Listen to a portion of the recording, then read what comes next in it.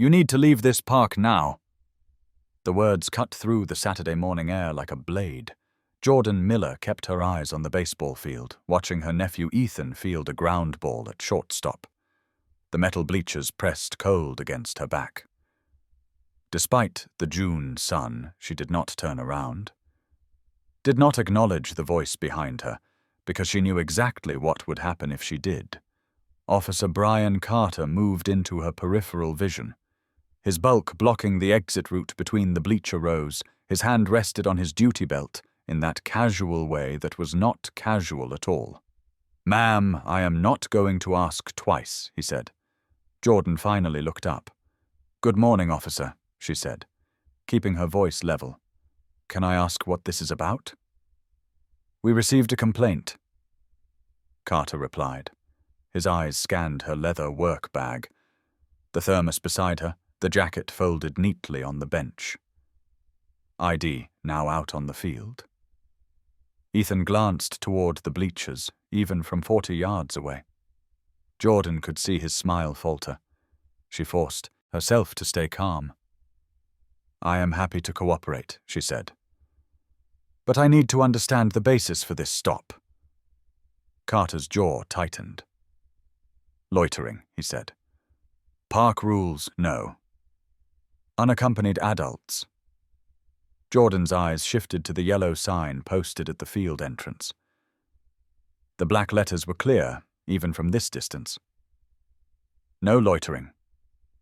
5:50. She checked her watch, 10:10 in the morning. "Officer, that sign specifies a nighttime hours," she said. "It is just after 10 hours, 10 minutes. Do not get smart with me." Carter snapped ID. Now later, when she pulled the 911 logs through the public records request, Jordan would see the call that started. Everything. The caller's voice, preserved in digital clarity, said, "There is a black woman alone at the bleachers.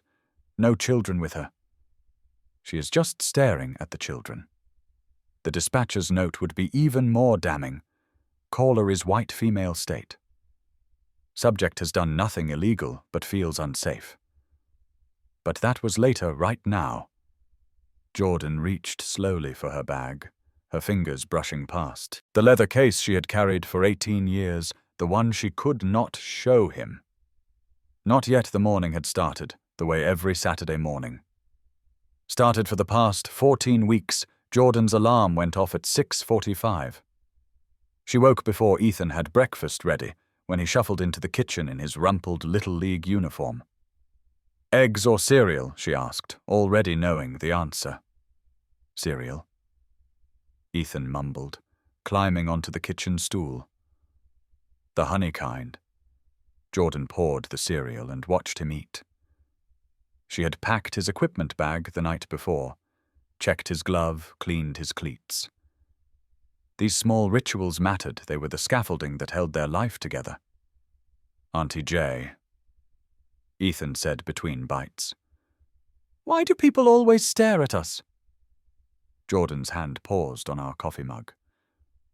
"What do you mean, baby?" she asked, like at the grocery store yesterday. That lady kept looking at us like she was waiting for something bad to happen. Jordan had noticed the woman too.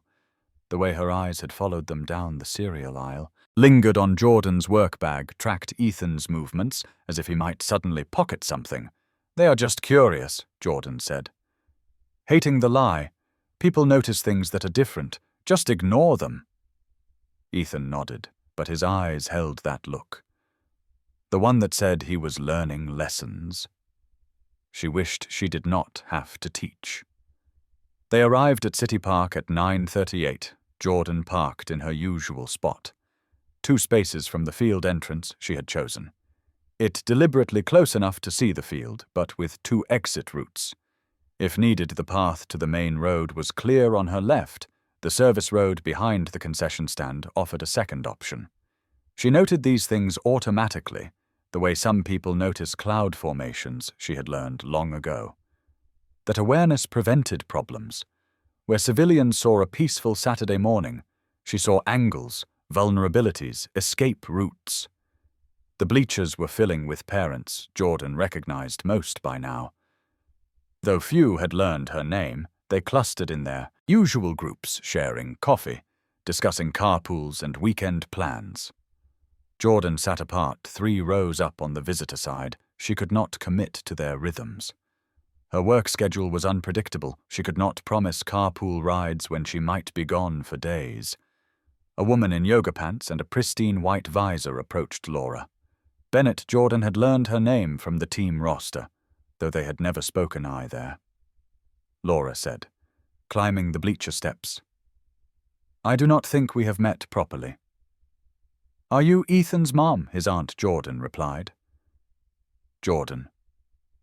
Laura's smile did not reach her eyes.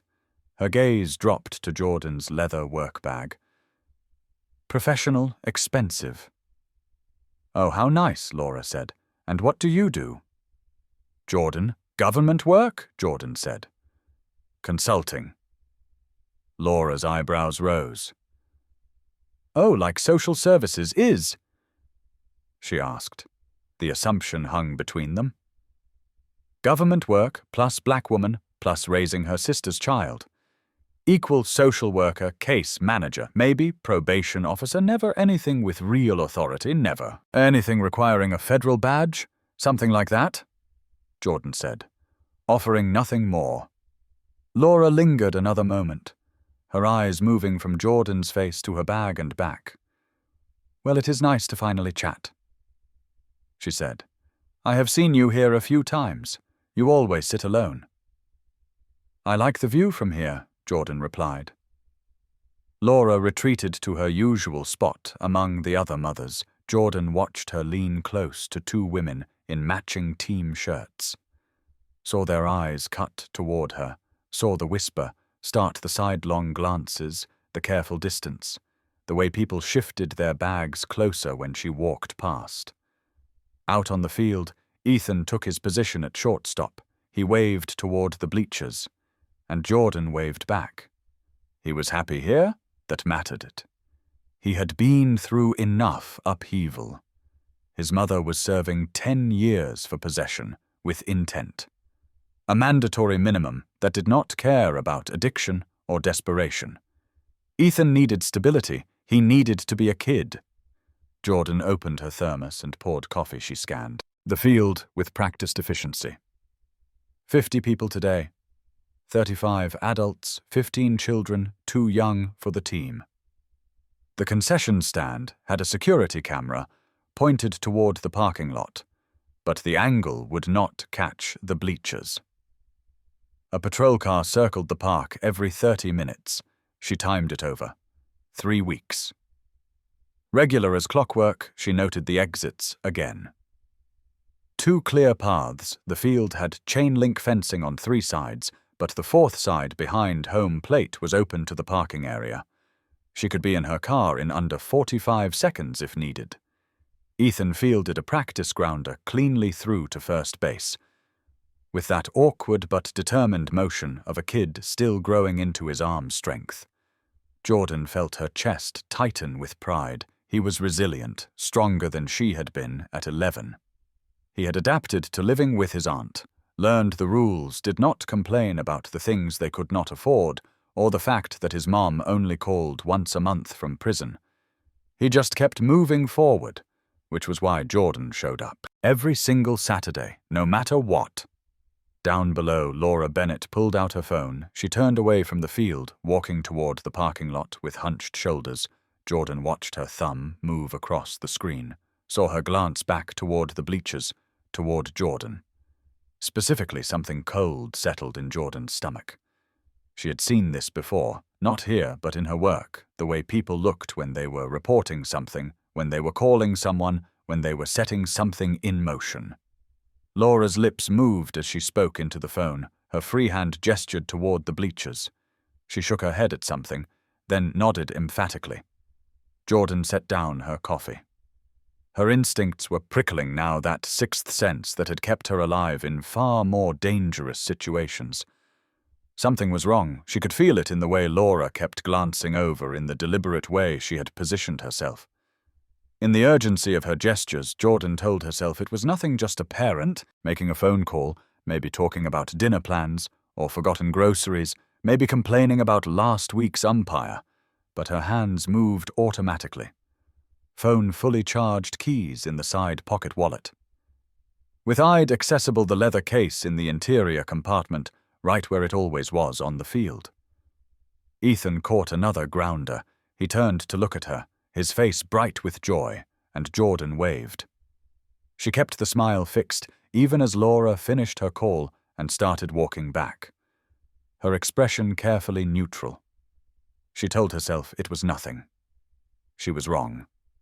6 minutes after Laura Bennett's phone call ended, a white patrol cruiser rolled into the parking lot. Jordan tracked its movement from her seat. On the bleachers, watched it circle once before pulling into a spot near the field entrance.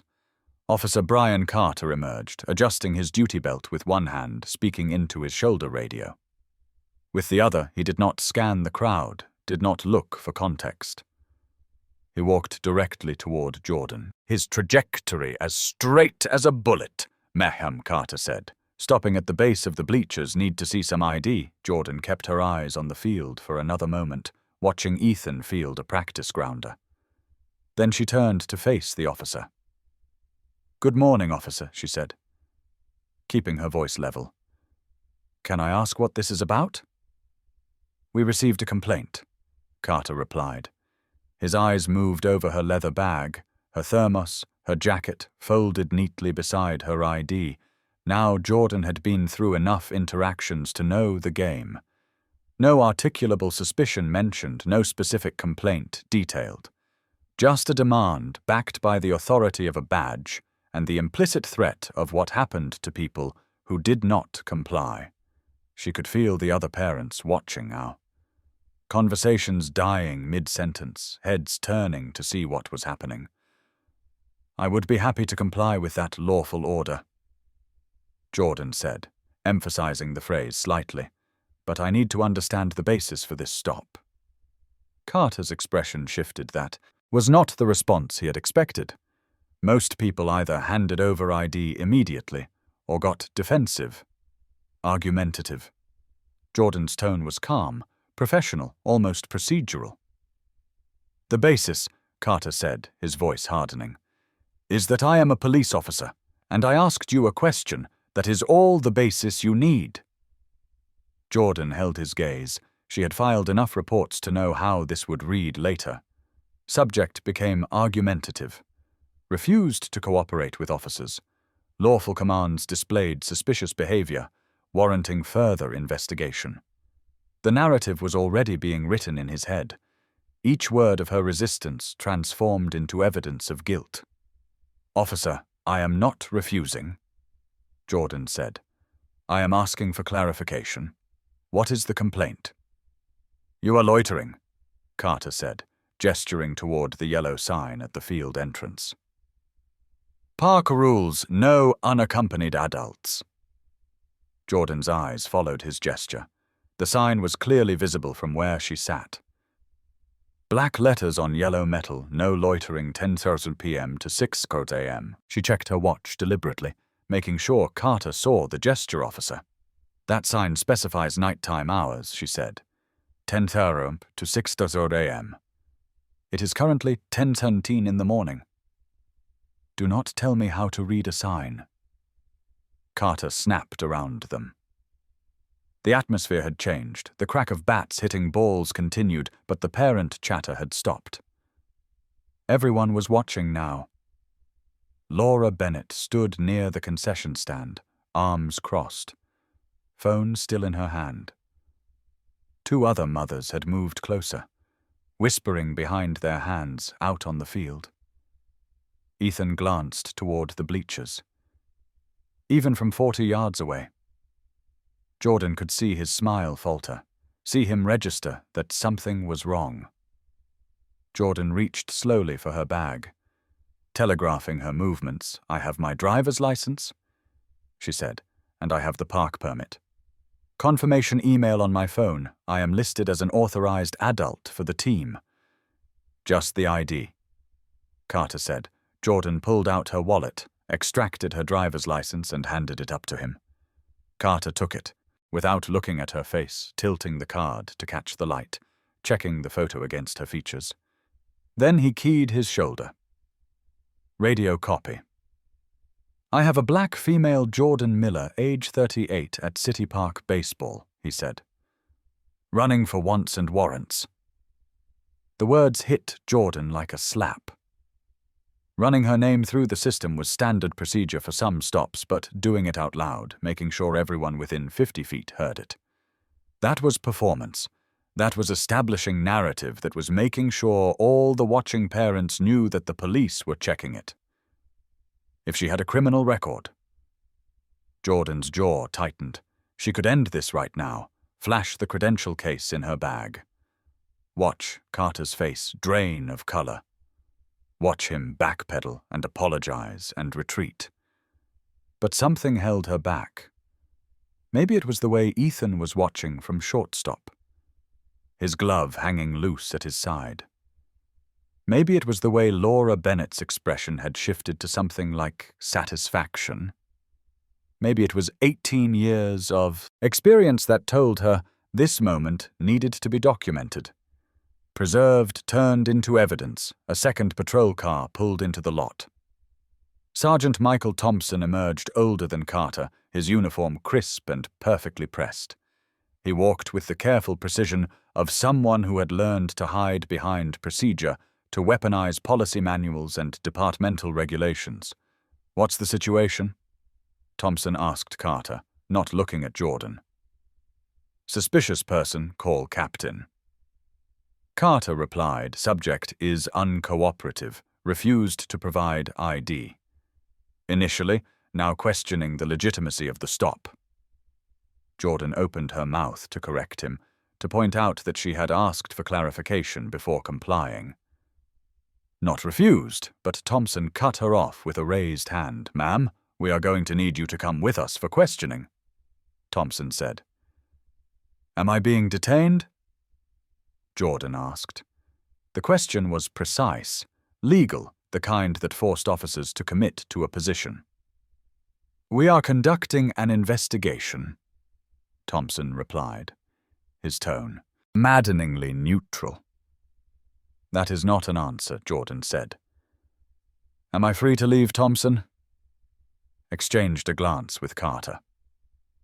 The radio at Carter's shoulder crackled. Unit 12. Be advised, subject. Jordan Miller has no wants or warrants, record is clear for a moment. Jordan thought that would be it. Clean record, valid ID, park permit on her phone. Proving she had every right to be there. They would hand back her license, maybe warn her about something vague like loitering regulations and leave. But Carter stepped closer instead, moving into what any tactical manual would call the intimidation zone. You are coming with us, he said. End of story. On what grounds? Jordan asked. I have provided identification. I have a clean record. I have explained my presence here. What law have I broken? Obstruction. Thompson said the word delivered like a verdict. You are obstructing our investigation. The irony would have been funny if it were not so dangerous. She had asked questions. She had requested clarification she had complied with. Every lawful order while politely asserting her rights, and now somehow that compliance had transformed into obstruction. Footsteps pounded across the grass. Jordan's heart sank before she even turned her head. Ethan was running toward them, his cleats kicking up small clouds of dirt, his face twisted with confusion and fear. Auntie Jay, he called out. What is wrong? What is happening? Jordan held up a hand, trying to stop him, to keep him away from this moment. But he was already there, breathless, looking between her and the officers. With wide eyes, "It is okay, baby," Jordan said, forcing her voice to stay steady. "Just a misunderstanding." "Go back to your team, son. This does not concern you," Thompson said to Ethan. "Go back to the field." Jordan's voice dropped to ice. "Do not speak to him." she said. It was the first time real authority had leaked into her tone, the first crack in the careful civilian mask she had been wearing. Carter heard it, his eyes narrowed slightly. Something in his posture, shifting. "Ma'am, you will need to come with us now," he said. "If you refuse, we will place you under arrest for what crime?" Jordan asked again. Resisting arrest. Carter said the circular logic laid bare without shame. Later, when the public records request came back, Jordan would see the full 1-1 transcript. The timestamp showing. Laura Bennett's call came in just as the first pitch was being thrown. The audio recording, preserving her voice, saying, "There is a black woman alone at the bleachers, no children with her. She is just staring at the children. It makes me uncomfortable. The dispatcher's note underneath would be even more damning.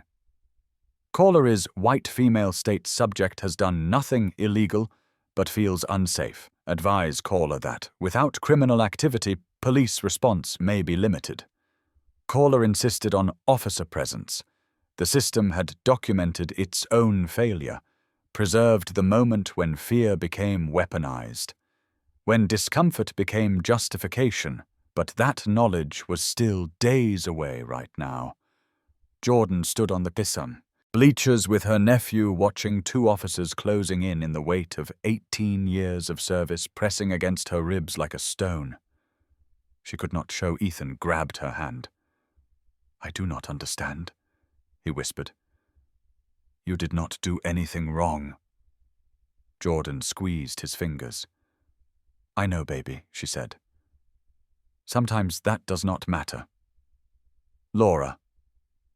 Bennett moved toward the officers with the confidence of someone who knew. She had already won her white visor, caught the morning sun, her yoga pants pristine despite the dusty field.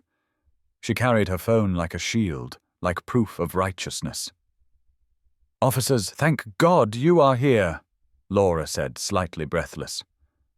"I am the one who called. I was concerned because, well, she has been sitting here alone and with all the news lately about predators at parks."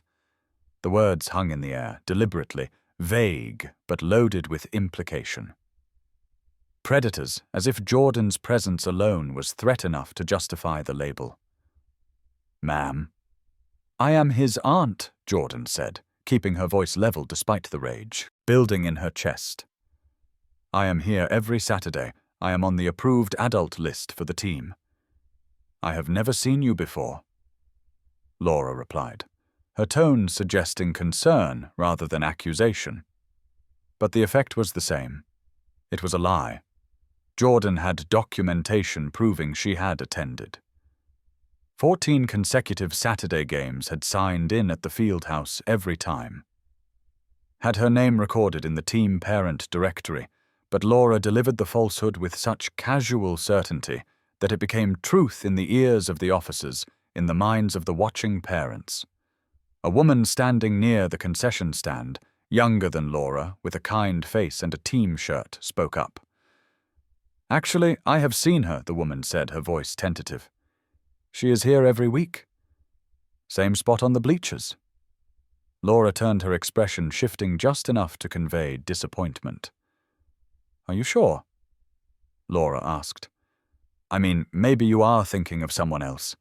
There are a lot of people here each week." The younger woman's courage faltered. I think it was her," she said, but her voice had lost its certainty. She took a small step backward, retreating into the safety of the crowd. Jordan watched the exchange with clinical detachment. This was how it worked.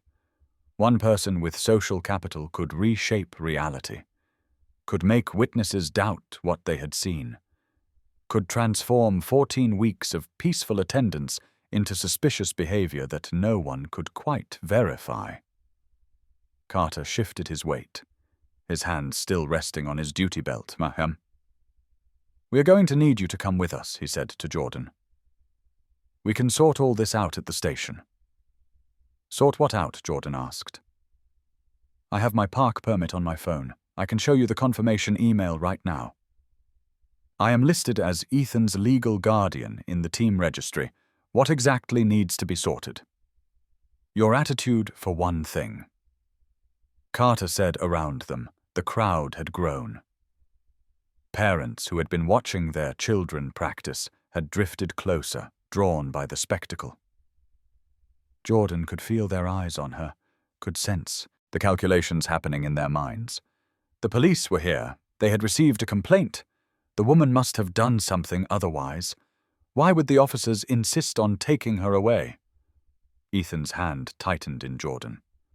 Auntie Jay, I do not want you to go, he whispered. Jordan knelt down, bringing herself to eye level with her nephew. Baby, I need you to go back to your team, she said softly. Find Coach Nathan Williams. Tell him exactly what is happening here. Tell him I need him to call Mrs. Peterson. Mrs. Peterson was Ethan's caseworker assigned through the Department of Children and Family Services. When Jordan had taken custody, the mention of a caseworker would later become another data point in the officer's narrative, another piece of evidence that something about Jordan's situation was irregular, suspicious, worth investigating. But what if they take you? I call you Ethan, asked, his voice cracking. Then Mrs. Peterson will come get you, Jordan said, and I will see you later tonight. I promise. It was a promise she was not entirely sure she could keep, but she said it anyway, because that is what Ethan needed to hear. Coach Nathan Williams, a stocky man in his 50s, with a clipboard and a whistle, jogged over from the dugout. What is going on here? He asked, looking between Jordan and the officers. Police business, Thompson said. Please step back. Sir Jordan is one of our team parents, Coach Nathan Williams said. She is here every week. Is there a problem? We are investigating a complaint, Carter replied, his tone making it clear the conversation was over. Coach Nathan Williams looked at Jordan, his expression torn between wanting to help and not wanting to interfere with police. You want me to call someone? He asked her. Mrs. Peterson?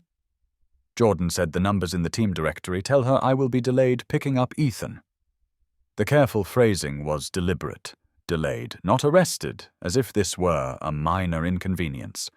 A scheduling conflict rather than what it actually was, Ma'am. We need to go now, Carter said. Taking a step closer, Jordan stood slowly, her movements controlled and deliberate. I am complying, she said clearly, making sure her words carried to the watching crowd. I am cooperating fully with your instructions. I am walking voluntarily. I am not resisting. She was narrating her own actions, creating a verbal record that would contradict whatever report Carter would later write. She had learned this technique from defense attorneys, from civil rights activists, from people who had survived encounters with police by making their compliance so explicit that no one could later claim they had been aggressive or threatening. Laura Bennett had pulled out her phone again, filming the scene. Other parents were doing the same now. A forest of phones raised in recording. Jordan caught glimpses of herself in the screens, saw how she must look to them, a black woman being escorted away by police, while her nephew cried exactly the kind of scene that would be captioned and shared and debated in neighborhood. Social media groups transformed into evidence of whatever people wanted to believe about who belonged in their parks and who did not. As they walked toward the patrol cars, Jordan's phone buzzed in her pocket. She could feel it vibrating against her hip. She could imagine the caller ID showing Agent Simone Chen's name, her supervisor trying to reach her for the weekly check-in they had scheduled. But Carter had already made it clear she was not allowed to answer. The morning sun felt too bright, too cheerful for what was happening. Birds sang in the trees lining the parking lot. A child's laughter carried from a playground on the far side of the park. The world continued its pleasant Saturday rhythm, while Jordan's life tilted into something else entirely behind them. Ethan's voice rose above the crowd noise. She did not do anything. You cannot take her. She was just watching me play. Jordan did not turn around. Could not turn around, because if she saw his face, saw the tears she knew were falling, might do something that would make the situation worse. She might let the careful control slip. She might show exactly how much rage was burning beneath her calm exterior.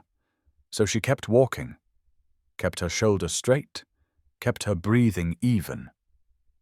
She had been trained for worse than this. She had faced armed fugitives and hostile witnesses in situations where one wrong move meant death. She could handle 2 suburban cops with inflated ego and a skewed sense of authority.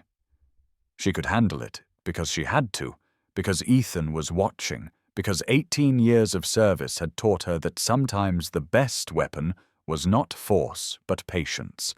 The system had rules, procedures, chains of custody and review boards and oversight mechanisms. They might twist those rules in the moment, but eventually with the right documentation and the right evidence, the truth would surface. She just had to survive long enough to make that happen. They were halfway across the parking lot when Jordan's phone buzzed again, this vibration insistent against her hip. She knew without looking that it was Agent Simone Chen, her supervisor at the U.S. Marshal Service. Their weekly check-in was scheduled, and Chen was nothing if not punctual. "My phone is ringing," Jordan said, stopping. "I need to answer it. Keep walking," Carter said, his hand moving to her elbow. "Officer." "It is my employer," Jordan said. "They are expecting my call. If I do not answer, they will assume something is wrong," which was exactly true. Chen knew Jordan's Saturday routine, knew she was at Ethan's game. Jordan knew that missing a scheduled check-in meant either emergency or trouble. The Marshal Service did not take silence lightly from their deputies, especially not ones who worked fugitive apprehension. "You can call them back from the station," Thompson said, moving to Jordan's other side. The 2 officers flanked her now, a formation designed to control movement, to prevent escape. To demonstrate authority to anyone watching, Jordan's phone continued to buzz. "This is a professional call," she said. "I have a right to inform my employer of my location." "You have the right to remain silent," Carter said with a smirk. "Maybe exercise that one?" The phone stopped and buzzing 5 seconds passed. Then it started again. Chen was calling back, which meant she was already concerned, already noting the missed contact in whatever log she kept for her deputies. Jordan reached slowly for her pocket, her movements deliberate and visible. "I am retrieving my phone," she announced. "I am going to answer this call. I am not resisting or fleeing. I am simply exercising my right to contact my employer." "Do not," Carter warned. Jordan's fingers closed around the phone. She had almost pulled it free when Carter's hand shot out and grabbed her wrist. His grip was tight, painful, his fingers digging into the tendons. "I said, 'Do not,'" he repeated. "You are hurting me," Jordan said, keeping her voice level. "Please release my wrist instead." Carter yanked the phone from her grasp. The movement was aggressive, excessive, the kind of force that left no doubt about his intent to dominate the situation. Jordan's phone tumbled through the air, landing on the asphalt with a crack that suggested broken glass. Around them, the parents who had followed from the bleachers gasped. Phones continued recording, capturing the moment when the encounter shifted from uncomfortable to openly hostile. Jordan looked down at her phone, then up at Carter. Her jaw was tight, but her voice remained controlled. "That was an unlawful seizure," she said. "I was not under arrest. I was complying with your instructions to walk to your vehicle. Taking my property by force was not a lawful action." "It is evidence now," Thompson said. Bending to pick up the phone, he examined the cracked screen, then slipped it into an evidence bag he had pulled from his pocket. "Part of our investigation, the lie was so smooth, so practiced, that Jordan almost admired its audacity. Her phone was not evidence of anything except their inability to control the narrative, but once it was in that bag, labeled and logged, it became official. It became part of the record that would justify everything they did next, later, when the body-worn camera footage was finally released through the federal inquiry. It would show all of this in digital clarity. Carter's body cam mounted on his chest had captured the phone seizure. From his perspective, the video would show Jordan's controlled breathing, her hands visible and non-threatening. It would show the parents, watching from a distance, their expressions shifting from curiosity to concern. It would catch the audio of Ethan's quiet sob carrying across the parking lot. The sound of a child watching his world tilt sideways. That footage would become evidence, but first it had to survive the 90-day retention window, the mysterious technical glitches that plagued inconvenient recordings, the department's careful management. Of what the public was allowed to see. "I want that phone log properly," Jordan said. "I want a receipt showing it was taken. From me, the time it was seized in the name of the officer who took it. You will get your receipt at the station," Thompson said. "If we decide to give you one, the casual dismissal of procedure was almost breathtaking." Jordan had spent 18 years working within the law, respecting chains of custody, documenting every piece of evidence with meticulous care. She had seen cases fall apart because of sloppy paperwork, because of broken chains, because of officers who thought the rules did not apply to them. And here were two cops demonstrating exactly why those rules existed, why oversight mattered. Trust in law enforcement was eroding with every unlawful seizure and casual violation. "I am noting the time," Jordan said 10 Seldra. "AM Officer Carter seized my personal phone without a warrant, without probable cause during what was described as a voluntary interview.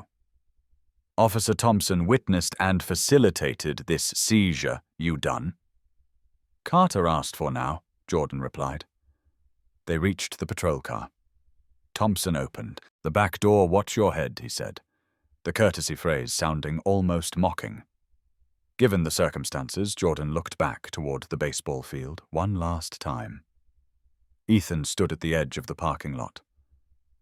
Coach Nathan Williams's hand on his shoulder, his face streaked with tears.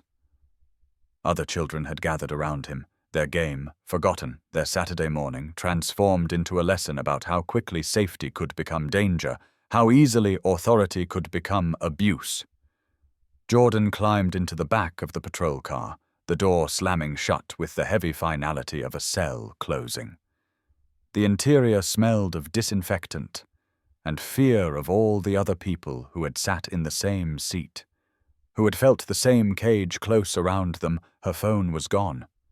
Her ability to contact Chen to alert the Marshal Service, to document what was happening, all gone, but she had been in worse situations. She had been held by drug cartels who wanted to trade her for their captured associates. She had been in buildings that were about to be raided by rival gangs. She had survived because she knew how to wait, how to watch, how to let the system think it had won, while she gathered every scrap of information that would later become evidence. So she sat in the back of that patrol car and waited for the next move, her mind already cataloguing every detail, every violation, every crack in their procedure that she would later use to bring the entire operation down. The patrol car's radio crackled to life as Thompson slid into the driver's seat.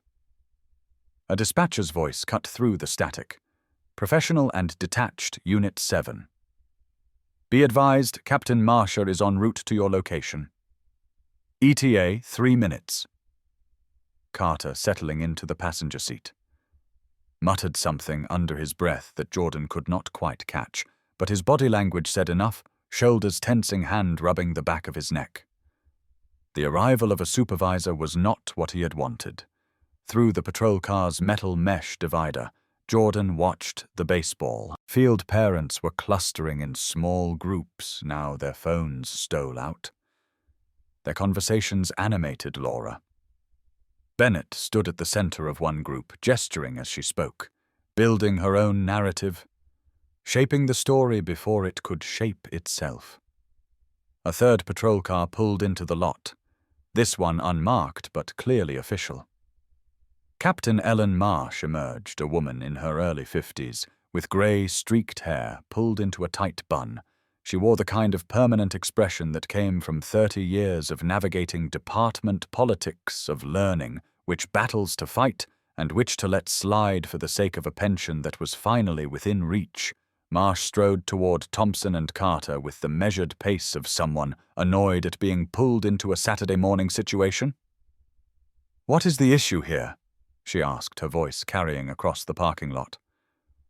"Suspicious person, call Captain!" Thompson replied, straightening slightly. Subject initially refused to provide identification, became argumentative when we attempted to investigate. Jordan's jaw clenched. The rewriting of history was already underway. Initially refused had replaced. Asked for clarification. Argumentative had replaced exercising her rights. The truth was being sanded down, reshaped, made to fit the narrative they needed. "Did she break a law?" Marsh asked, pulling out a small notebook. Carter hesitated, loitering captain, potentially trespassing on park property. "Which one?" Marsh's pen hovered over the paper. "The sign says." "No loitering," Carter said, his voice less certain. Now she was sitting alone on the bleachers with no children present. Marsh looked toward the bleachers, then at the yellow sign by the entrance. Jordan could see her reading it, noting the time restrictions, doing the mental calculation that any competent officer would do. The sign specified nighttime hours. It was mid-morning. The loitering charge would not hold, and the trespassing. Marsh asked, "She is uncooperative." Carter said, pivoting when the legal ground beneath him crumbled. "Aggressive attitude, questioning our authority to conduct a stop there. It was the real charge, not loitering or trespassing or any actual crime. The charge was attitude. The crime was refusing to accept humiliation." Quietly, Marsh walked to the patrol car and peered through the window at Jordan. Their eyes met, and Jordan saw the calculation happening. Behind the captain's expression, a black woman leather work bag, well-spoken enough to know her rights, the mention of government work. This could be a problem if handled wrong, could be a news story, could be a complaint that went to the mayor's office. But on the other hand, Laura Bennett was standing right there, along with a dozen other parents who voted in local elections, who attended city council meetings, who donated to campaigns, the kind of constituents who called the mayor directly if they felt unsafe in their own parks. Marsh straightened and walked back to Thompson. "Take her in for questioning," she said, her voice loud enough for the watching crowd to hear. "We will sort everything out at the station." "On what charge?" Captain Jordan called through the closed window, making sure her words carried. Marsh turned her expression carefully. "Neutral obstruction," she said. "You are obstructing our investigation." The circular logic was perfect in its simplicity. They were investigating her suspicious residence. She questioned their right to investigate. Therefore, she was obstructing the fact that her questions were legal, that her presence was lawful, that the entire investigation was built on nothing more than one woman's discomfort. None of that mattered. The system had its own momentum. Now Jordan sat back against the hard plastic seat. She had expected this outcome the moment Marsh arrived and saw the crowd. A captain could not back down in front of constituents, could not admit that her officers had overstepped, could not undermine their authority. Even when they were clearly wrong, the institution protected itself. First, individual rights came second, if at all. Marsh turned to address the crowd of parents. "Folks, we appreciate your patience," she announced, her voice carrying authority and false reassurance. "In equal measure, we are just following up on a legitimate concern. There is no danger. Please return to your activities." Some parents drifted back toward the bleachers, their curiosity satisfied, their faith in police authority reaffirmed. Others lingered still, filming, still watching. Jordan caught sight of Coach Nathan Williams on his phone, presumably calling Mrs. Peterson. As she had requested, Ethan stood beside him, small and alone. Despite being surrounded by people, the patrol car's engine started and they pulled out of the parking lot. Jordan watched through the rear window as the baseball field receded, as Ethan became a small figure among many, as the last piece of her normal Saturday morning disappeared from view. The drive to the station took 15 minutes. Jordan accounted them, noted the turns, memorized the route. Thompson drove, carefully obeying every traffic signal, maintaining the speed limit. Carter typed on a laptop mounted to the dashboard, presumably writing the initial report. That would form the foundation of whatever charges they decided to pursue. Subject displayed hostile behavior from initial contact, Carter said aloud as he typed his words. Half statement and half performance refused to comply with lawful orders, created a disturbance in a public park, demonstrated suspicious interest in minor children. Each word was a nail, a piece of evidence that would later be cited in reports and court documents that would follow Jordan through whatever process came next. The fact that none of it was true did not matter. It was official now, documented part of the record. Jordan said nothing. She had worked enough cases to know that anything she said in this car would be used against her. The patrol car's recording system was running, capturing audio, if not video. Better to stay silent to let them build their case on the foundation of lies and procedural violations. Better to wait for the moment when she could present the truth on her terms, with her evidence, in a forum where their words carried no more weight than hers. The station appeared ahead, a low brick building with barred windows, and a parking lot full of police vehicles, home territory for them, hostile ground for her, but Jordan had operated in hostile territory before she knew how to survive, until reinforcements arrived, and reinforcements were coming. She just had to wait. The booking area of the station smelled of industrial cleaner and stale coffee. Fluorescent lights hummed overhead, casting everything in a harsh white glow that made shadows look sharper than they should. Thompson led Jordan through a security door down a corridor lined with holding cells to a processing desk where a sergeant sat reviewing paperwork. Voluntary questioning, the desk sergeant asked. Looking up. Obstruction charge, Thompson replied. Subject needs to be processed. The distinction mattered. Voluntary questioning meant Jordan could leave at any time, meant she was helping with an investigation rather than being detained against her will. Processing meant fingerprints and photographs in a record that would follow her regardless of whether charges were ever filed. Jordan stood with her hands at her sides, her posture relaxed but alert. She had been through booking procedures before, but always on the other side. Always as the officer bringing in a fugitive rather than the person being documented. The reversal was jarring, disorienting in a way that had nothing to do with the physical space and everything to do with the sudden loss of control, ma'am. I need you to empty your pockets, the desk sergeant said, sliding a plastic tray across the counter. Jordan complied, placing her keys and wallet in the tray.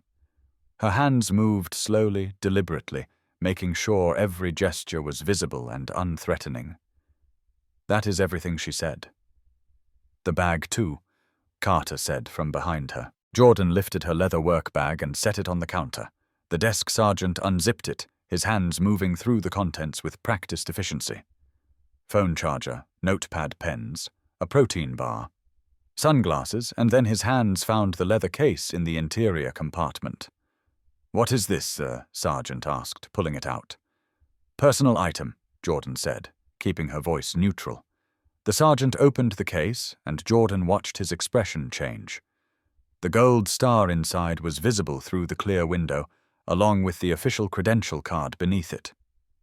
United States Marshal Service, Deputy, U.S. Marshal Jordan Miller, Northern District of Illinois. For a moment, nobody moved. The sergeant's eyes went from the credential case to Jordan's face and back again. Hutchins stepped closer, looking over the sergeant's shoulder, and Jordan saw the exact moment when comprehension hit him, the way his jaw tightened, the way his hand moved unconsciously to his collar, as if his uniform had suddenly become too tight. I will need to catalogue this, the sergeant said, his voice carefully neutral. He closed the case and set it aside, not logging it in the evidence sheet, not documenting its presence. Jordan noted the omission, filed it away with all the other violations she was accumulating. "Let's move this along," Hutchins said, recovering his composure. "We need to get her processed and into an interview room." The sergeant nodded, but his hands were less certain now. As he continued inventorying Jordan's belongings, he had just seen federal credentials. He knew, even if Hutchins was trying to ignore it, that this situation had become complicated, in ways that went beyond a simple obstruction charge. "Turn around, please," Carter said to Jordan. "Hands behind your back." "I will walk voluntarily," Jordan said, not moving. "There is no need for restraints. I have complied with every instruction. I am not a flight risk. I am not violent. Handcuffs are not necessary." "Not your call," Carter replied, pulling the cuffs from his belt. "I have kept her hands visible, kept her voice steady. Officer, I am stating for the record that I am complying voluntarily. Restraints are not required for my cooperation." Carter grabbed her right wrist, his grip unnecessarily rough, his fingers dug into the tendons, hard enough to hurt, hard enough to make Jordan's hand go momentarily numb. It was pain compliance, a technique designed to force submission through discomfort. And it triggered something in Jordan's training, something deeper than conscious thought. Her arm rotated smoothly, a joint lock reversal executed with a kind of muscle memory that came from thousands of hours of practice. The movement was not aggressive, was not an attack, but it broke Carter's grip and left her wrist free. It happened in less than a second, fast enough that Carter stumbled backwards slightly, his face flushing with surprise and anger. "She is resisting," Carter shouted loud enough for anyone in the station to hear. "Subject is physically resisting arrest. I am not resisting," Jordan said, her voice cutting through his accusation. "With clear precision, you are using excessive force. My hands are visible. I am not fleeing. I am not attacking. You grabbed my wrist with unnecessary force, and I adjusted my position. That is not resistance. That is self-protection." She was narrating her actions, creating an audio record that would contradict whatever report they filed later. Her hands remained at her sides, clearly visible. No threat to anyone, but Carter's pride had been wounded, his authority challenged, and that was more dangerous than any physical resistance. "Could have been turn around," Carter demanded now. Jordan turned slowly, keeping her movements controlled. Carter moved in fast, yanking her arms behind her back with enough force to strain her shoulders. The handcuffs clicked shut, and Jordan felt the metal bite into her wrists. Too tight. Deliberately. Too tight. "These are too tight," she said clearly. "They are cutting off circulation. I am requesting that they be loosened, and that I receive a medical evaluation on record noted," Hutchins said from across the room, but he did not move to adjust the cuffs. Did not call for medical. Did not document her request in any visible way. The word was empty, a performance of procedure without any actual follow-through.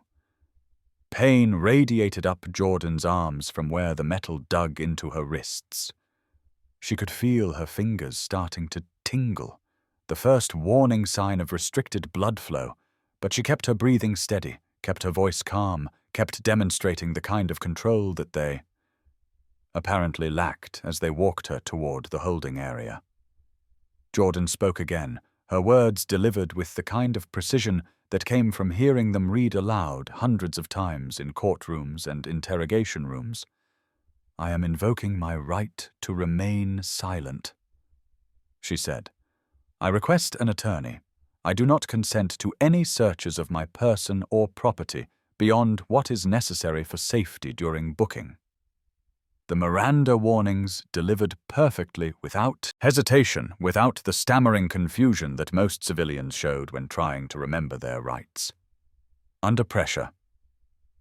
Carter stopped walking, staring at her with an expression that mixed suspicion with something like unease.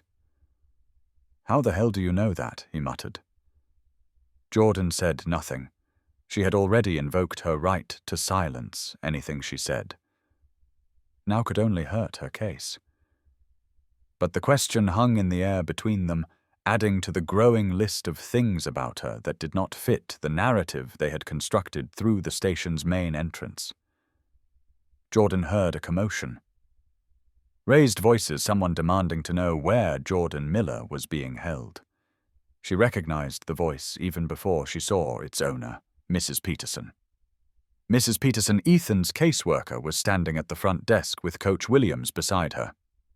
"I have a 9-year-old boy whose guardian has been arrested." Mrs. Peterson was saying, her voice sharp with professional authority. "I need to know the charges, and I need to know them now. That child is standing outside in the parking lot without supervision, and he is terrified." Jordan's chest tightened. Ethan, she told him to call Mrs. Peterson, but she had not wanted him to have to wait. Had not wanted him to spend even 1 minute wondering if his aunt was coming back. His mother was already in prison. The fear of losing another adult, of being truly alone, that fear must be overwhelming him right now. "Ma'am, we are processing the suspect," the front desk officer was saying to Mrs. Peterson. "You will need to wait until booking is complete. That suspect is a legal guardian with a child in state custody."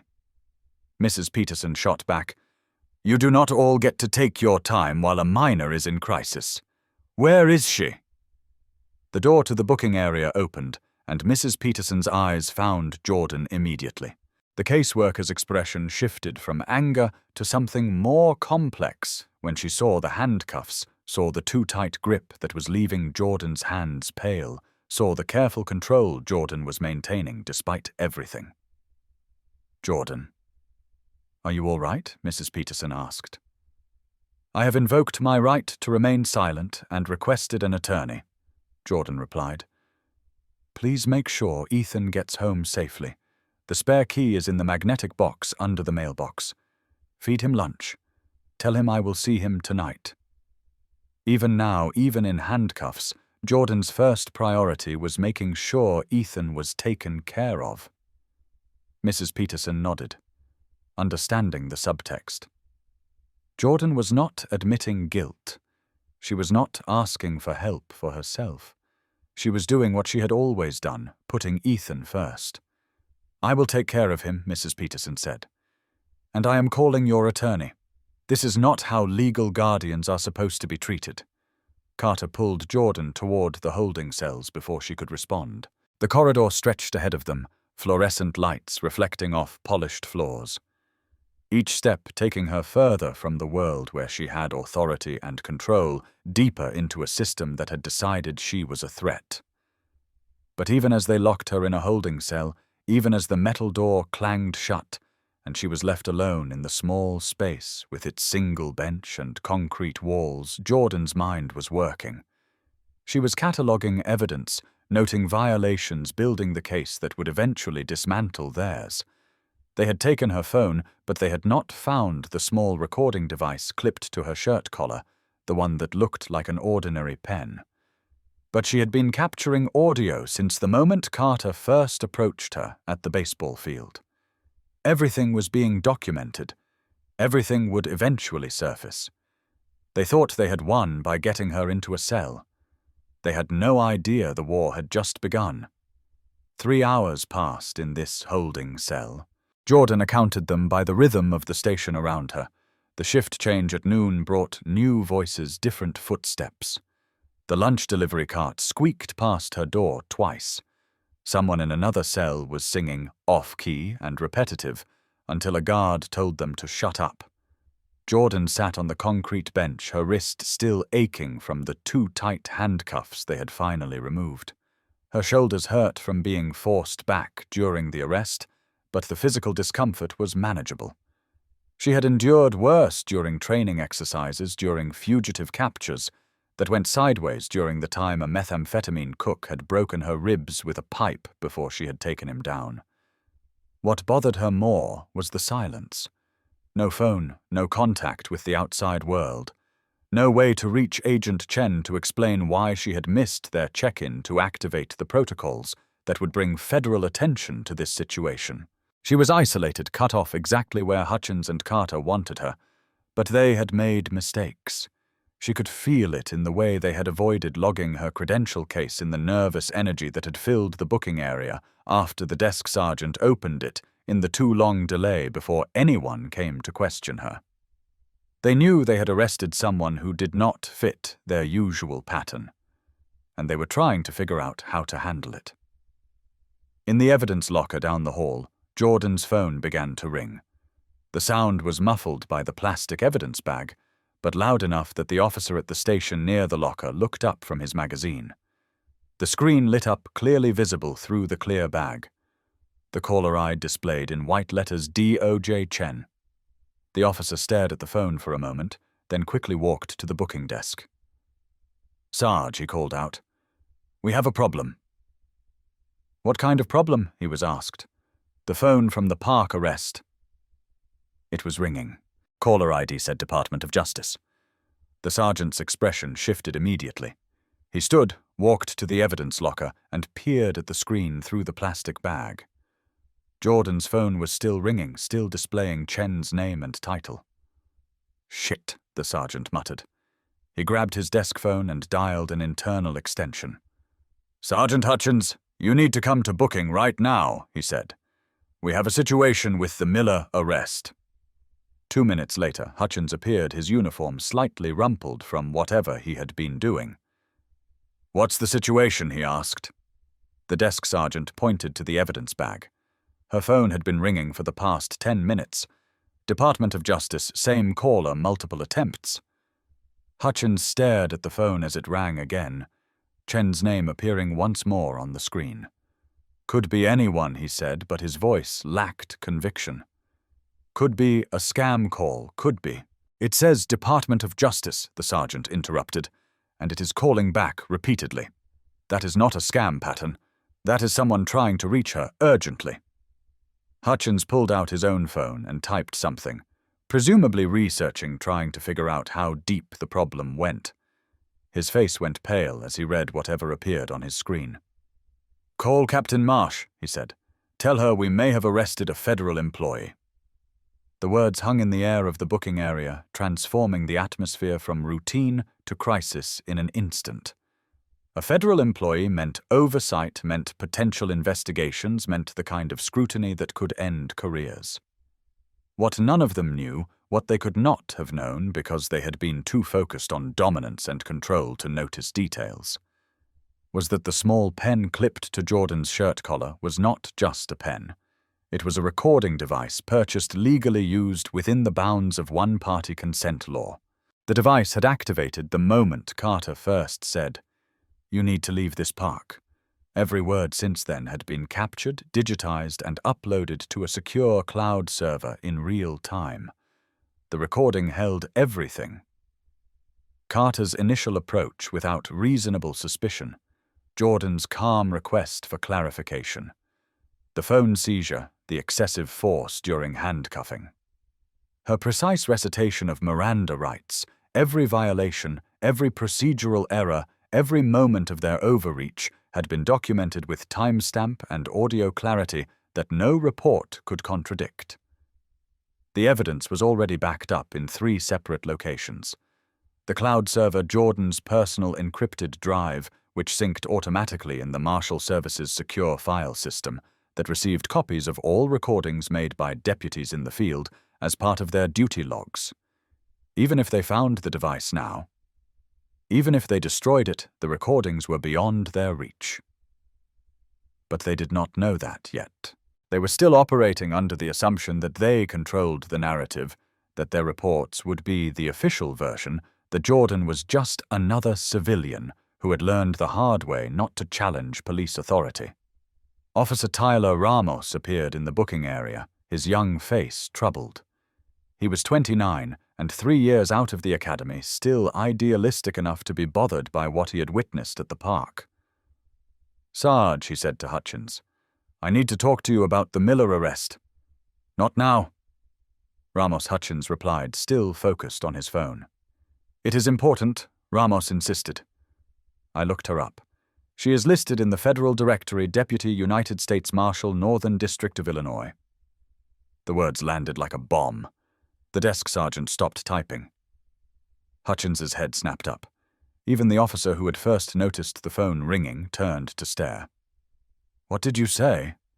Hutchins asked, his voice dangerously quiet. "Jordan Miller." Ramos repeated, "Federal Employee Directory. She has been a deputy marshal for 16 years, Fugitive Apprehension Unit. I pulled her service record through the law enforcement database. She is legitimate. Why the hell did you not check this before we brought her in?" "You did not ask me to," Ramos replied. "You and Carter handled the whole thing. I was just there as backup. But when I saw her credential case during booking, I got curious, so I checked." Hutchins turned to the desk sergeant. "Did you log that credential case?" he asked. The sergeant's silence was answer enough. The credential case sat on a shelf behind the booking desk, visible but undocumented, as if pretending it did not exist would somehow make it disappear. "Get Captain Marsh on the phone," Hutchins said now. While they scrambled, while panic spread through the booking area like a virus. Jordan sat in her holding cell and waited. She could hear the raised voices, could sense the shift in energy, even through the thick metal door. Something had changed. Someone had figured out who she was, or at least part of it. The system was starting to crack. Her phone rang again in the evidence locker. Chen was not giving up. She would keep calling, keep trying, keep escalating until someone told her where her deputy was and why she was not answering. The Marshal Service did not abandon its own. They had learned that lesson the hard way over decades of losing people in the field, of leaving families without answers when a deputy went silent. The entire apparatus of federal law enforcement had started moving, and it was moving now, whether Hutchins and Carter realized it or not. The clock was ticking. The recordings were stored. The evidence was mounting. Every minute they kept her in the cell was another nail in the case that would eventually dismantle their careers. Jordan leaned back against the concrete wall and allowed herself a small, cold smile. They had wanted to teach her a lesson about knowing her place, about accepting humiliation quietly. Instead, they had given her exactly what she needed. Documentation witnesses a clear pattern of rights violations that even the most department-friendly review board could not ignore. The war was not over, but the first battle was already won. Captain Marsh arrived at the station 40 minutes later, her expression carefully controlled, but her movements sharp with irritation. She went directly to the booking area, where Hutchins and the desk sergeant waited with the kind of nervous energy that came from knowing a situation had spiraled beyond their control. "Show me everything," Marsh said, not bothering with pleasantries. The desk sergeant laid out Jordan's belongings on the counter. The wallet, the keys, the phone in his evidence bag, still showing missed calls from Agent Chen, and finally the leather credential case opened to display the gold star and federal identification card. Marsh picked up the case, studying it with the practiced eye of someone who had spent nearly 3 decades in law enforcement. She knew what a federal credential looked like, knew the weight and heft of it, knew that faking one was a federal crime that people rarely attempted. "This is real. You arrested a deputy United States Marshal," she said, her voice flat with a kind of controlled fury that was more dangerous than shouting. "Captain, we did not know Hutchins started. She did not identify herself. She continued, did not show credentials. She did not have to identify herself. She was not committing a crime. You had no grounds for the stop, let alone an arrest." She sat down the credential case and picked up Jordan's phone, noting the caller identification still visible on the screen. "And you have been ignoring calls from her supervisor at the Department of Justice for over 3 hours. The desk sergeant and Hutchins exchanged glances. "We were trying to verify her employment," Hutchins said weakly. Marsh's voice dripped with skepticism. "You could have called the United States Marshal Service in 5 minutes. You could have checked the federal law enforcement database. Instead, you held a federal officer without cause, denied her access to communication, and violated approximately a dozen procedural requirements. She pulled out her phone and dialed. "This is Captain Ellen Marsh, District 3, she said.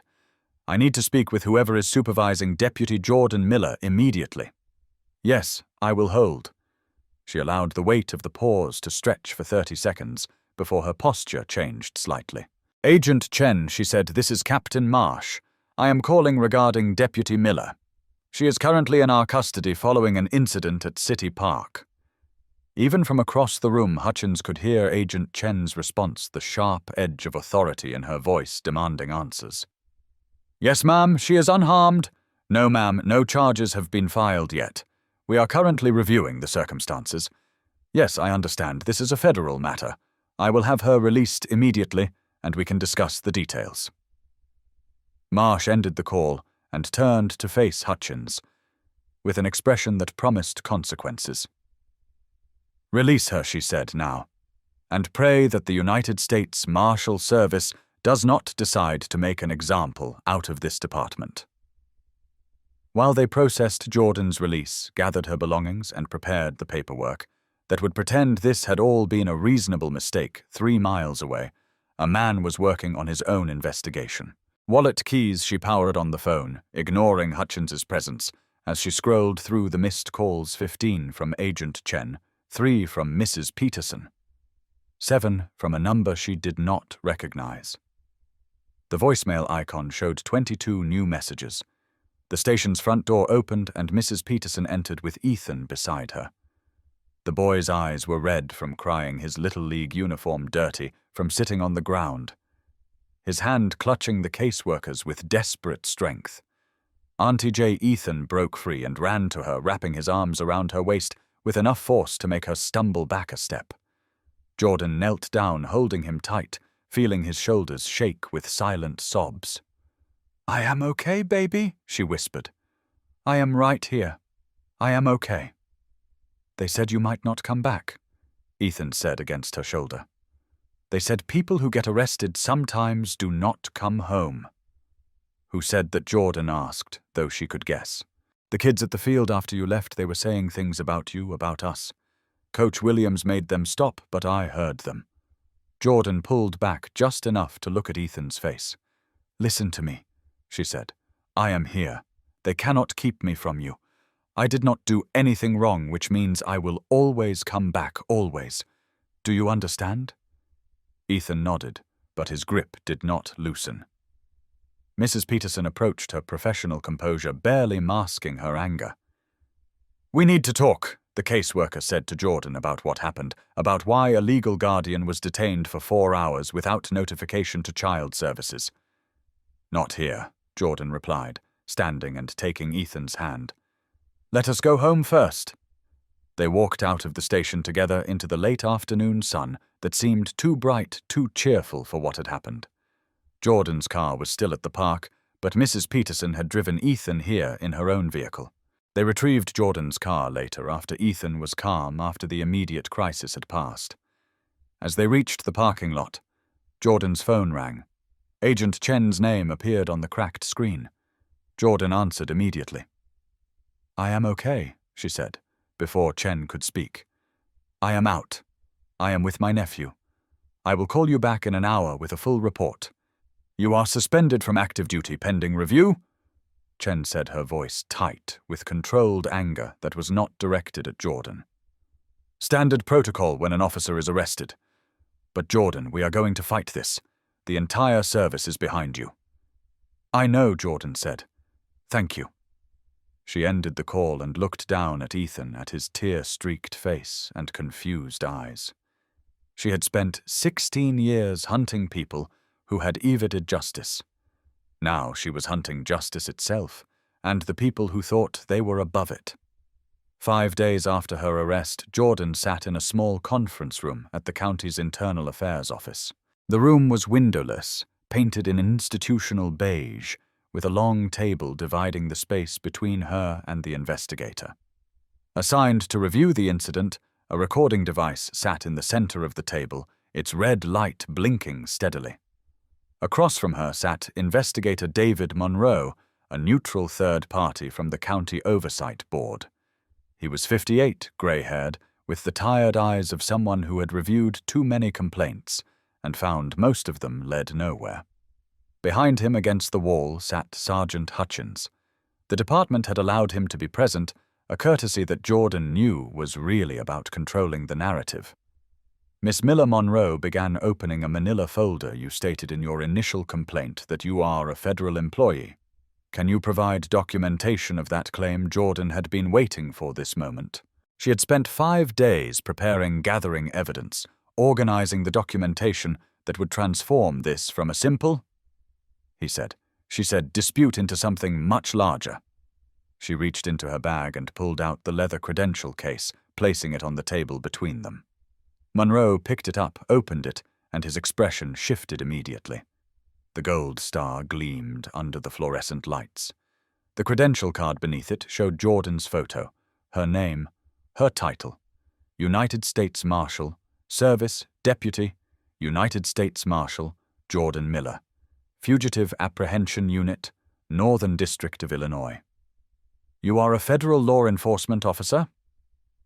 Monroe said, his voice carefully neutral, but his eyes had sharpened with new attention.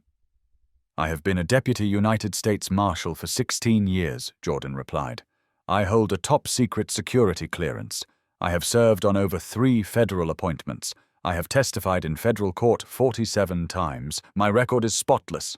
Monroe examined the credential case more closely, checking the hologram, the serial number, the official seals that marked it as genuine. Why did you not identify yourself during the initial encounter? He asked. Because I was not required to, Jordan said. I was not on duty. I was attending my nephew's baseball game as a civilian. I had committed no crime. I had no obligation to present federal credentials during an unlawful stop.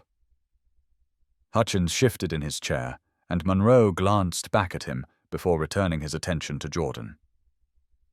The officer's report states that you became argumentative and refused to cooperate. Monroe said.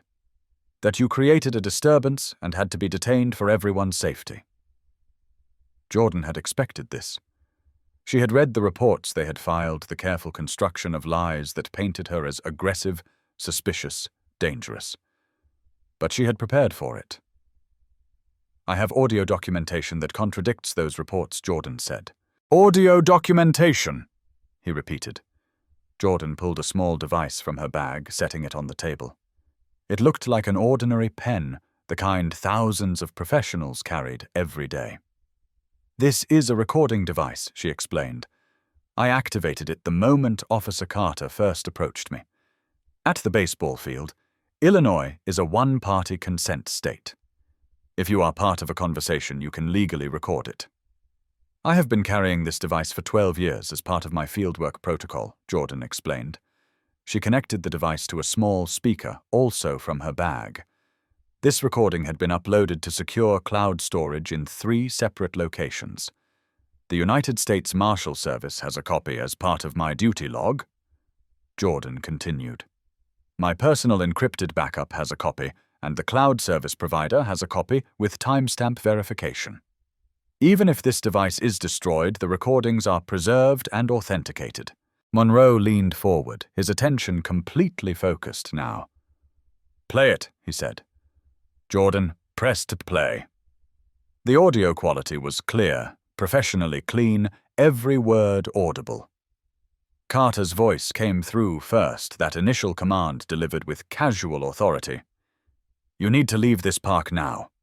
Then Jordan's response. Calm and measured, good morning, officer. Can I ask what this is about? The recording played through the entire encounter. Carter's escalating aggression. Jordan's repeated requests for clarification. Her calm compliance, even as she questioned the legal basis for the stop. The moment when Carter seized her phone, the crack of it hitting the pavement audible on the recording. Jordan's precise narration of her actions during the handcuffing.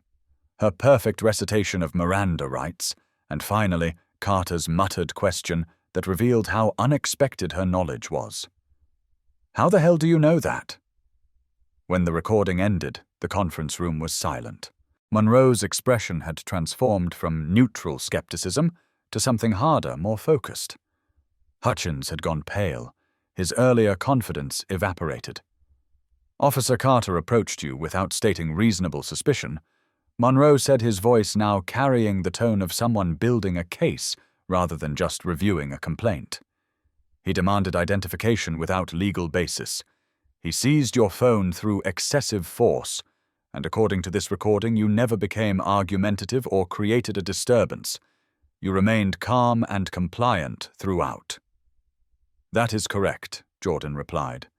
"Everything in the officer's reports about my behavior is false." "The recording proves it," Hutchins finally spoke up, his voice tight. "That recording could be edited," he said. "We have no way to verify its authenticity."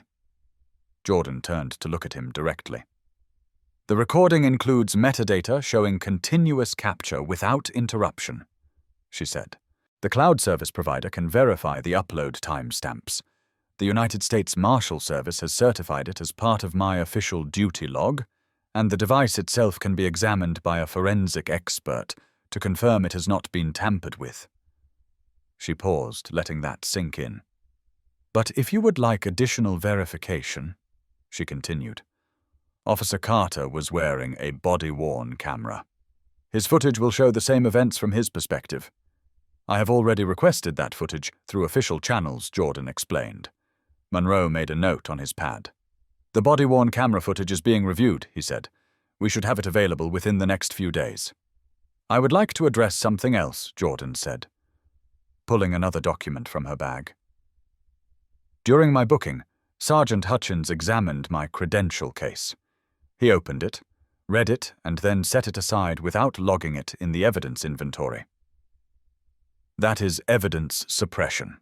That is a deliberate attempt to hide the fact that he knew he had arrested a federal officer." Hutchins' face flushed red. "I did not know what it was," he protested. "I glanced at it, but I did not have time to—" "You had 4 hours," Jordan interrupted, her voice sharp now. "4 hours while I was held in a cell. 4 hours during which my supervisor at the Department of Justice called my phone 15 times. 4 hours during which you failed to notify federal authorities that one of their officers was in custody. That is not an oversight. That is intentional." Monroe's pen moved rapidly across his notepad. "Ms. Miller," he said, "or should I say Deputy Miller, these are serious allegations, evidence suppression, false arrest, excessive force failure to notify federal authorities. You understand that if these claims are substantiated, we are looking at potential federal charges against the officers involved." "I understand exactly what we are looking at," Jordan replied. "I have worked in law enforcement for 16 years. I know what happens when officers abuse their authority. I know the system is designed to protect them, but I also know that when you have evidence, this clear, this documented, this irrefutable, the system has to respond." She pulled out another document, several pages stapled together. "This is my formal complaint," she said, sliding it across to Monroe. "It details every violation, every procedural error, every unlawful action taken during my detention. It includes timestamps, witness names, and references to the relevant statutes and policies that were violated." Monroe accepted the documents, scanning the first page. "This is comprehensive," he said. "I have written enough incident reports to know what documentation looks like. And I want to be clear about something Jordan said. This is not just about me. This is not just about one wrongful arrest at a baseball field." She pulled out the final item from her bag, a USB drive. "This drive contains a Freedom of Information Act request. I filed for all 911 calls related to City Park. Over the past 18 months? She explained. "The city clerk's office provided the recordings 3 days ago. I have listened to all of them." She placed the drive on the table. 47 suspicious person calls in 18 months, Jordan continued. 43 of them described black individuals. Most calls came from the same small group of residents. The dispatch notes show that in almost 90% of cases, responding officers found no criminal activity and released the subjects without charges. Monroe picked up the USB drive, turning it over in his hands. "You are suggesting a pattern of racial profiling," he said. "I am not suggesting anything," Jordan replied. "The data speaks for itself. Someone in that neighborhood has been weaponizing 911 calls to harass black families, and the police department has been responding without questioning the pattern, without examining whether these calls represent legitimate concerns or discriminatory harassment." Hutchins stood abruptly. "This is absurd," he said. "We respond to all calls. We are required to investigate complaints. We cannot just ignore concerned citizens. Do not make 47 calls about people who are doing nothing illegal," Jordan interrupted. "Concerned citizens do not systematically target one demographic group. This is not community policing. This is harassment under color of law." Monroe held up a hand. "Sergeant Hutchins, please sit down," he said. "Deputy Miller, I am going to need to review all of this evidence, the recording the 911 logs, your formal complaint. This investigation is now being expanded beyond the initial incident to examine potential systemic issues." "There is one more thing," Jordan said. She pulled out her phone, the screen still cracked from where Carter had knocked it to the ground. "I need to show you something that happened after you released me." She opened her email and turned the phone so Monroe could see the screen. "This email arrived 2 days ago," she said. "No return address. Sent through an anonymous remailer. The subject line read, 'You should drop this.'" Monroe leaned closer to read the email text. "Are you being threatened?" he asked. "Read it yourself," Jordan replied. The email was brief, its message clear, despite the attempt at vague language. "Deputy Miller pursuing this complaint will not end well for you or your family. Consider what is best for your nephew. The community has long memories. Think carefully before you proceed." Monroe sat back in his chair, his expression grim. "This is witness intimidation," he said. "Have you reported this to your federal supervisors?" "I have reported it to Agent Chen. My direct supervisor, Jordan, confirmed. The Marshal Service is treating it as a threat against a federal officer. They are investigating the source." The conference room felt smaller now, the weight of accumulated evidence pressing down on everyone present. Hutchins looked like he wanted to be anywhere else. Monroe's expression had shifted from neutral investigator to someone realizing that the case he had expected to be routine paperwork had become something much more significant. Jordan gathered her documents, placing them back in her bag with the same methodical care. She had used to present them. "I want justice," she said, "not just for myself, but for everyone who has been targeted by this pattern, every black family that has been harassed at that park, every person who is too afraid or too poor or too worn down to fight back." "This investigation will take time," Monroe said. "We have procedures, protocols." "I know the procedures," Jordan interrupted. "I have been on the other side of them for 16 years. I know how long they take. I know how they can be delayed, obstructed, buried under bureaucracy. That is why I am not waiting." "You should," she stood, and Monroe stood with her. "What does that mean?" he asked. "It means I am taking this public," Jordan replied. "There is a city council meeting scheduled for next week. It is a public forum. Anyone can speak. I am going to present all of this evidence there, in front of the council, in front of the press, in front of the community. I am going to make sure everyone knows what happened and why it matters." The city council chamber was packed beyond capacity. Every seat was filled. People stood along the walls, overflow crowds gathering in the hallway outside. News cameras lined the back row, their red recording lights creating a constellation of attention. Jordan stood near the rear entrance, watching the room fill with faces she recognized, and many she did not. Reverend Marcus Cole had organized the turnout with the efficiency of someone who had spent decades mobilizing communities. He stood near the front greeting arrivals, directing people to seats. his presence a calm anchor in the growing energy of the room. Beside him, Emily Park from the ACLU adjusted her laptop, preparing the presentation that would lay bare 18 months of documented harassment. Ethan sat in the third row with Mrs. Peterson, his Little League uniform replaced by a button-down shirt that made him look older than 9. He waved when he spotted Jordan, and she waved back, drawing strength from his presence. He needed to see this. He needed to understand that fighting injustice was possible, that speaking truth could shift power, that his aunt had not been arrested because she had done something wrong, but because the system itself was broken. The council members filed in, taking their seats on the raised platform that gave them literal and symbolic elevation above the citizens they supposedly served. Mayor Thompson sat at the center, his expression already weary, as if he knew this evening would be difficult. To his right, Councilman Alex Price adjusted his microphone, his face showing nothing but professional courtesy, but Jordan noticed how his eyes kept scanning the crowd, how his fingers tapped nervously against his leather portfolio. Mayor Thompson brought the gavel down. "This meeting of the City Council is now in session," he announced. "We will begin with public comment. First speaker is Laura Bennett." Laura approached the microphone with the confidence of someone who had never been told no by anyone who mattered. Her white visor was gone, replaced by business casual attire that suggested respectability and concern. "Thank you, Mayor Thompson," she began. "I called the police to City Park because I was concerned for the safety of the children. We have had issues at that park, and when I saw an unfamiliar woman sitting alone watching the field, I did what any responsible community member would do. I reported a potential threat." Murmurs rippled through the crowd. Reverend Cole stood, his voice carrying across the chamber. "What issues? Be specific, Miss Bennett." Laura's composure flickered.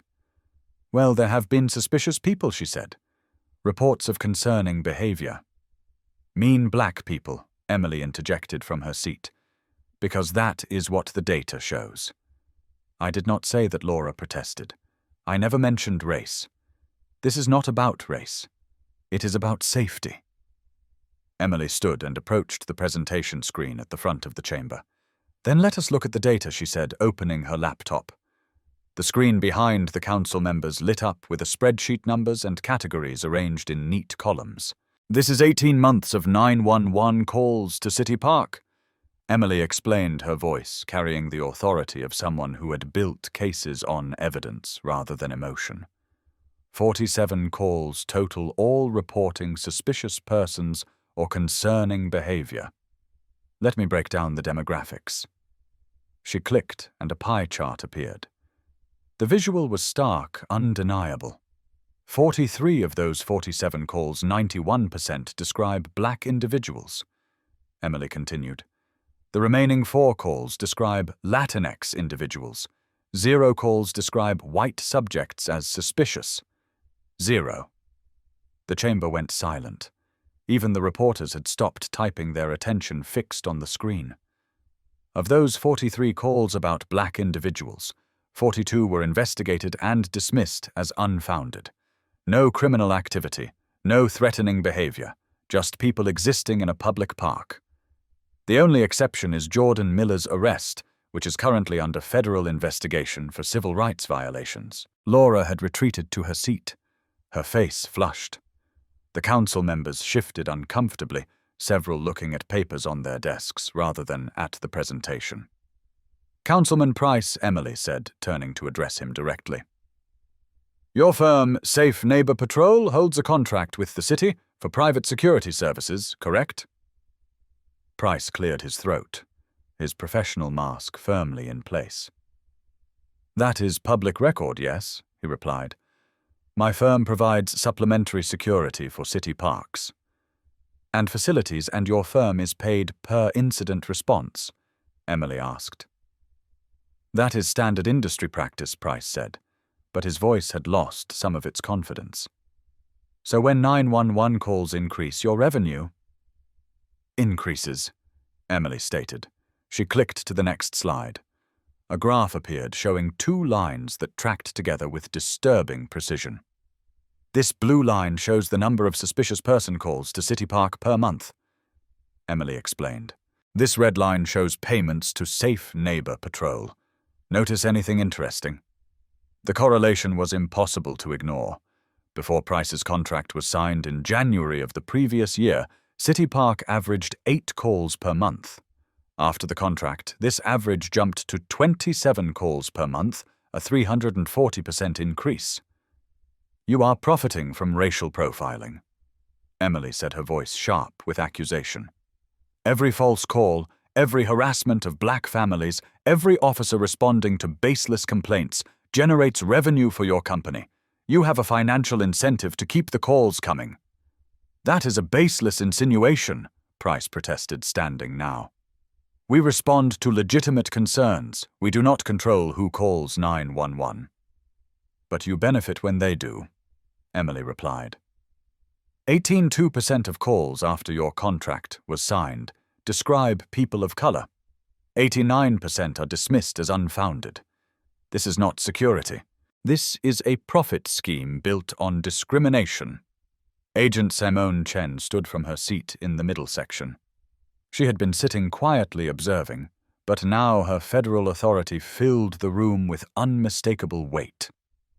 The United States Marshal Service has referred this matter to the Department of Justice Civil Rights Division, she announced. We are investigating potential violations under Title 18 United States Code Section 42, Deprivation of Rights under Color of Law. This became a federal case the moment Deputy Miller was detained without cause. The crowd erupted. Reporters typed frantically. Council members leaned toward each other, whispering urgently. Carter and Hutchins, sitting in the back corner in civilian clothes, went pale. Captain Marsh tried to regain control. This is an internal matter, she protested. The department is conducting its own investigation. It became federal jurisdiction. When your officers arrested a deputy United States Marshal without probable cause, seized her property illegally, and held her for 4 hours without notifying federal authorities, your internal investigation is welcomed, but it does not preclude federal oversight. Agent Chen replied. Mayor Thompson banged his gavel, trying to restore order. Please, everyone, let us maintain decorum, he said. But the chamber had transformed from a routine council meeting into something more powerful. Jordan could feel it in the air, the shift from individual grievance to collective recognition that the pattern was real, documented, undeniable. I would like to speak, Jordan said, moving toward the microphone. The room fell silent as she approached. This was the moment she had been preparing for, the opportunity to transform her personal violation into systemic change. She adjusted the microphone and looked out at the assembled crowd, at the cameras recording every word, at Ethan, watching her with wide eyes. My name is Jordan Miller, she began. I am a Deputy United States Marshal, and I have served for 16 years. I have tracked fugitives, protected witnesses, and served high-risk warrants. I have been shot at, threatened, and faced down armed criminals without flinching. She paused, letting her credentials settle into the room's consciousness. But nothing prepared me for my nephew's face when I was arrested for watching him play baseball. She continued, her voice carrying an emotion now controlled but genuine. For the first time in his life, he learned that doing everything right would not protect him, that even his aunt, a federal agent, could be treated like a criminal for existing in a public park. This is not about me, Jordan said. It is about every black parent who has been told they are suspicious for attending their child's game, every grandmother asked for identification while sitting on a bench, every teenager stopped for loitering on their own street. It is about a system that sees our presence as a threat rather than belonging. She looked directly at Laura Bennett. You called 911 because my presence made you uncomfortable, Jordan said. Not because I did anything wrong, not because I threatened anyone, but because you would rather weaponize the police than question your own prejudice. Then she turned to Price. And you built a business model on that prejudice, she continued. You profit when people like Miss Bennett call. You profit when officers respond to baseless complaints. You profit from the harassment of families who have every right to be in those parks. You wanted to make me leave, Jordan said, her voice rising with controlled passion. You did not, and I am not leaving now. None of us are, because this community deserves better than a system that treats some of its citizens as permanent suspects. The chamber erupted in applause. People stood, some crying, others shouting support. The news cameras captured it all the moment when one woman's refusal to accept humiliation became a community's demand for justice. Mayor Thompson let the applause continue for a moment before banging his gavel. Order, please, he said. The council needs to discuss appropriate responses. But Jordan knew the real decision had already been made, not by the council, but by the people filling this chamber, by the reporters broadcasting this story, by the federal agents now examining every aspect of the department's practices. The system was being forced to respond not because it wanted to, but because the evidence was too clear, the witnesses too numerous. The documentation was too thorough to ignore. Monroe, the internal affairs investigator, stood from his seat. Mayor Thompson, members of the council, he said formally. Based on the preliminary findings of my investigation, I am recommending that Officer Carter and Sergeant Hutchins be suspended without pay, pending full disciplinary hearings. Captain Marsh's handling of the situation is also under review. Additionally, I am recommending that the city immediately suspend its contract with Safe Neighbor Patrol, pending a full audit of billing practices and incident response patterns. The correlation between increased calls and increased payments requires thorough examination. Price stood abruptly gathering his papers. I need to recuse myself from this discussion, he said, his carefully maintained composure finally cracking due to potential conflicts of interest. The chamber watched him leave his exit more damning than any accusation. Jordan felt something tighten in her chest, finally begin to ease, not victory, not yet. But progress movement, the first cracks in a system that had seemed impenetrable. 2 weeks after the city council meeting, Jordan pulled into City Park with Ethan beside her. The Saturday morning air held the same warmth as that first arrest, but everything had shifted. She chose her usual spot and killed the engine. You ready, baby? She asked. Ethan nodded, gripping his equipment bag tight. What if people are still mean? He asked. Then we deal with it together, Jordan replied. This is your team. This is your field. They walked toward the bleachers. Some parents smiled and waved genuine now. Others looked away quickly, uncomfortable. Laura Bennett's spot sat conspicuously empty. She had withdrawn her son from the team, claiming the environment had become hostile. The irony was not lost on anyone. Coach Williams jogged over, relief clear on his face. Jordan, glad to see you back, he said, as Ethan ran to his teammates. Jordan climbed to her usual third-row spot. The metal bleacher was cold, familiar grounding. A patrol car rolled past, and Tyler Ramos slowed, nodding respectfully. Marshal, he said, using her correct title. On the field, Ethan fielded a ground ball cleanly and looked toward the bleachers. Jordan waved. His smile was genuine, untainted by the fear from 2 weeks ago. That alone made everything worth it. That evening, Jordan sat on her couch watching the local news coverage. The anchor's voice was professionally neutral. Officer Brian Carter has been suspended without pay pending a disciplinary hearing next month. Sergeant Dale Hutchins faces preliminary review by Internal Affairs. Captain Ellen Marsh announced early retirement yesterday, effective immediately with full pension intact. Jordan sat back with her coffee. Suspended. Preliminary. Pending. Early retirement with pension intact. Every word suggested consequences while delivering as little as possible. Carter would probably be back within 6 months, but for now justice had been served. Hutchins would get a written reprimand. Marsh would collect 70% of her salary for doing nothing. Her phone buzzed. It was Tyler Ramos texting Heard Rumors. Internal Affairs is closing the case soon. Insufficient evidence despite everything. Thought you should know. Jordan stared at the screen.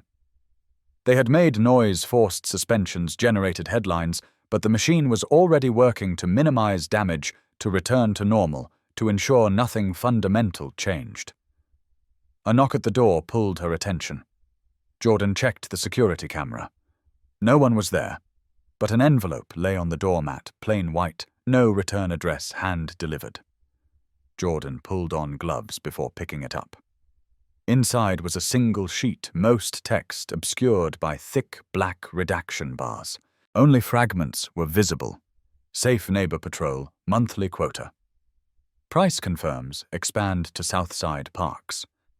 The final line was clear, unredacted, deliberate, they know you have the audit. Watch your back. Someone inside was helping her or threatening her. The metadata would be scrubbed untraceable. She placed the paper in an evidence bag, documenting it like everything else. But the message had landed. This was not over. Auntie J. Ethan appeared in the doorway, rubbing his eyes. Why are you still up? Just finishing work, baby, Jordan said, sliding the evidence bag away. Bad dream. Ethan shook his head, but his expression was troubled. That lady at the park today, he said, the one with the camera, she was taking pictures of us. Well, yeah, Jordan said carefully. Some people are curious. The news made us famous for a while. Will they come after us again? Ethan asked, voice small. The police or the people who don't want us there? Jordan knelt, taking his hands. Maybe she said, refusing to lie, but we will be ready, and we will not let them win. You promise? Ethan asked. I promise we will fight. Jordan replied. I cannot promise we will never be scared, but I promise we will not give up. After tucking Ethan back in, Jordan returned to her kitchen table.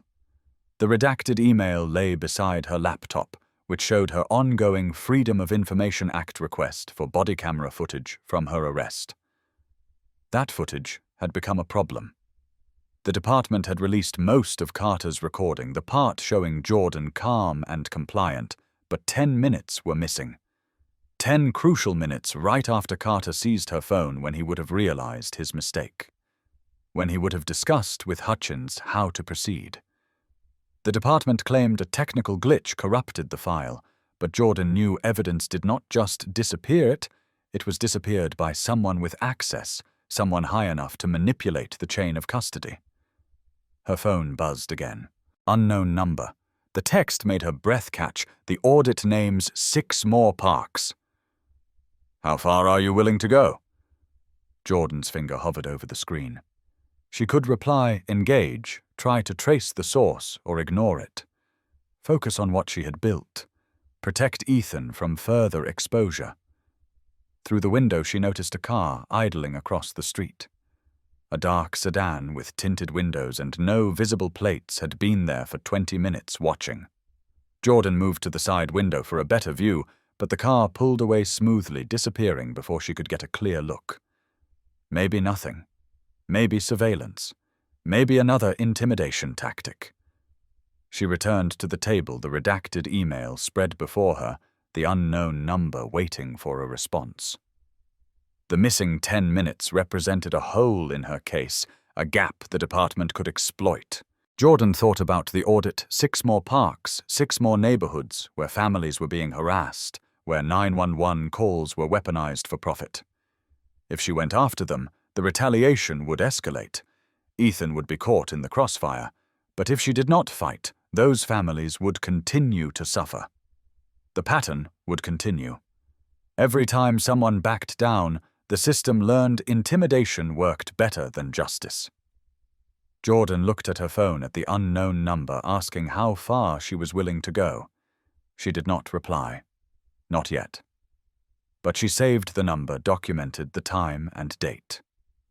That night, Jordan sat at her kitchen table, and as dawn broke through the windows, the redacted email before her held secrets. Someone wanted exposed, and others wanted buried. The missing footage represented 10 minutes that could prove conspiracy, or be dismissed as a technical error.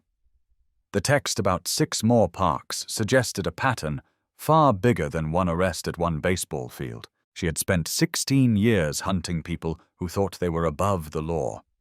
She was not going to stop now just because the people she was hunting wore badges instead of ski masks. Jordan opened a new document and began typing a formal request to the Department of Justice for a pattern and practice investigation. Not just her case, the whole system. She did not know if she would win, did not know if the missing footage would surface or stay buried, did not know if the anonymous messages were help or threat. But she knew one thing with absolute certainty: she was not leaving, and she was not done fighting.